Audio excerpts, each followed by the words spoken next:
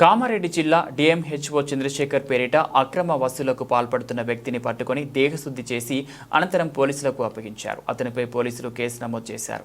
ఈ ఘటనకు సంబంధించిన వివరాలు ఈ విధంగా ఉన్నాయి. బాధితులు పోలీసులు తెలిపిన వివరాల ప్రకారం కామారెడ్డి జిల్లా లింగంపేట మండల కేంద్రంలో రషీద్, ముబీన్, మల్లేశం అనే ముగ్గురు ఆర్ఎంపీ డాక్టర్లపై ఫిర్యాదులు వచ్చాయని, బాలకృష్ణ అనే వ్యక్తి డబ్బులు ఇవ్వాలంటూ బెదిరిస్తూ సార్ కారులో ఉన్నాడు, సార్ కారు దిగి వస్తే హాస్పిటల్లో సీజ్ అవుతాయంటూ బెదిరించడంతో ఆందోళనకు గురై ముగ్గురు కలిపి 40,000 రూపాయలు బాలకృష్ణకు ముట్టచెప్పారు. అనంతరం అతనిపై అనుమానం వచ్చి స్థానికులు మెడికల్ షాప్ వారి సహాయంతో ఆ వ్యక్తిని పట్టుకొని స్థానిక లింగంపేట పోలీసులకు అప్పగించారు.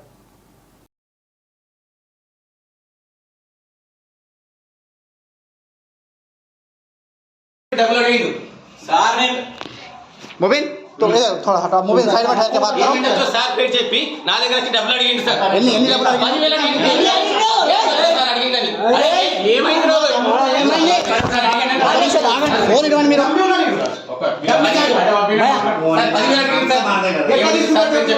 ఓకే తీసుకోవాలి మా గవర్నమెంట్ జాబ్ తీసుకొని చెప్పండి సార్ సార్ రాదు బస్టాండ్ పోతారా సార్ బస్టాండ్ పోతారా సారీ అన్నా